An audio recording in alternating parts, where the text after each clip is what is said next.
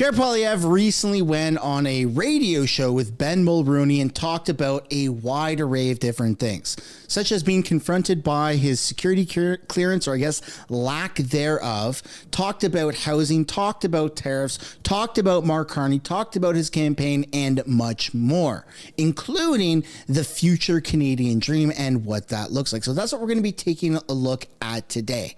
Welcome back to the channel. Welcome back to another video, everybody. Before we get into it, I do want to encourage you all to hit the like button and subscribe if you haven't already. It does really help grow the channel. And if you haven't already, I encourage you guys to visit the link down below in the description. Go to the merch site, use code SAVECANADA, no spaces, all in caps. Get yourself 20% off store-wide until the end of the election, when we inevitably have a conservative government. And without further ado, let's get into this interview. If you're a criminal, chances are that you're looking at Canada as like a big playground, because you can commit a wild crime and then you're let back out on the streets with a slap on the wrist within oftentimes same day or within the same few hours. It's absurd.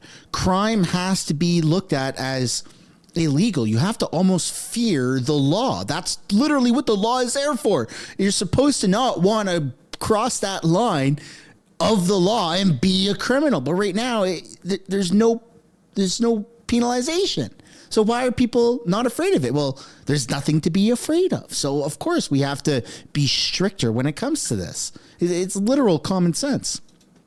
Mark Carney's current housing plan, he says, is to build 500,000 homes per year, all government funded. And then the rent for that would be $3,000 a month to live in a tiny little government box. It's insane. It's absurd. They want to completely eradicate all single family homes. They want everything to be townhouses and strata and multi-family dwellings. It's absurd, man.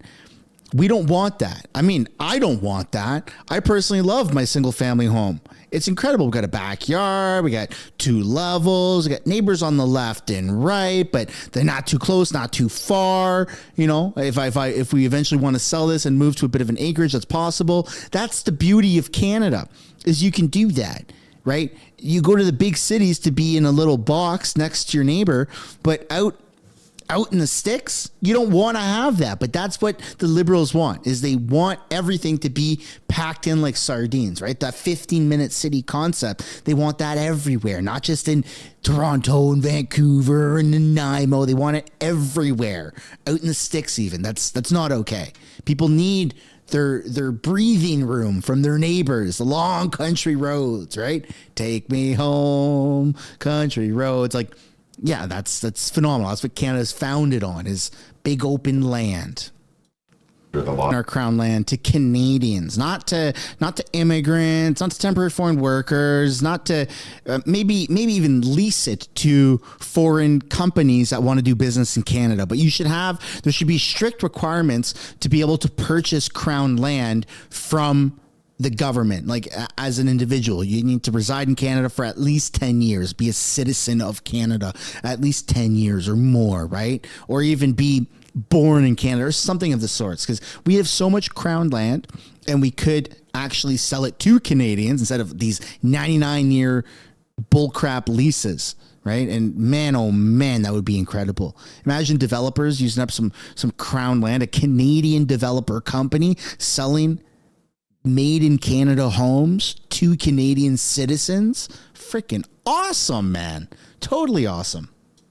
Standing up to Americans from a position of strength rhetoric. I want to see him drop that talking point, and I really would encourage him to start pushing out more, and we can really bring back the Canadian dream and describe to Canadians what that Canadian dream is.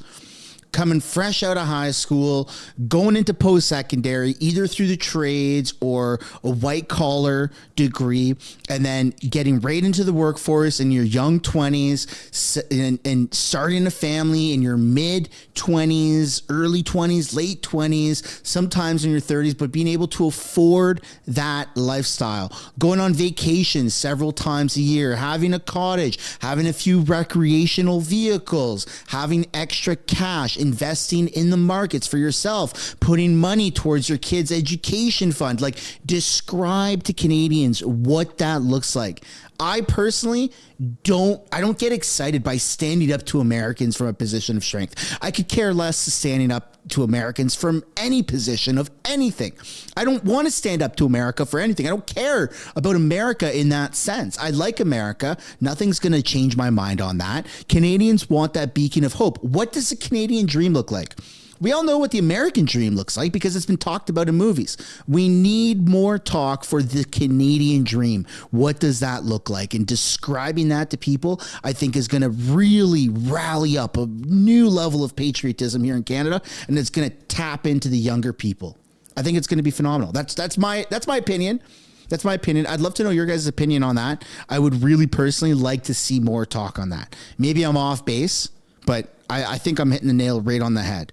Describe to people what that Canadian dream looks like. You want to get yourself and your family season tickets to your local NHL team or CFL team, then you can do that. You want to start up a coffee shop or a bakery downtown because you have a passion for baking and you've always had that entrepreneurial aspect, then you can do that. We want to empower people, give people that sense of beacon of hope, that light at the end of the tunnel. I don't personally care about standing up to Americans from a position of strength. That doesn't mean anything. That's a waste of an opportunity by saying that. That's my opinion.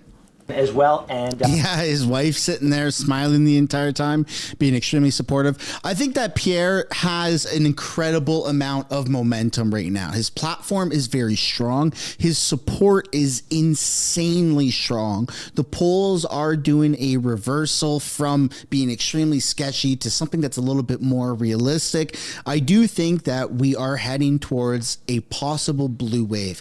What I would like to see more from Pierre Poilievre is talking about that Canadian dream. And he's sort of getting there, but I just want to see it more. What does that look like? He talks about how he sees people struggling to buy a house. So describe what that Canadian dream looks like. The white picket fence, the single family home, maybe a condo for vacation, doing a road trip to the Rockies once a year, going to the East Coast for a fishing trip once a year, stuff like that. Really describe it so you can resonate with people.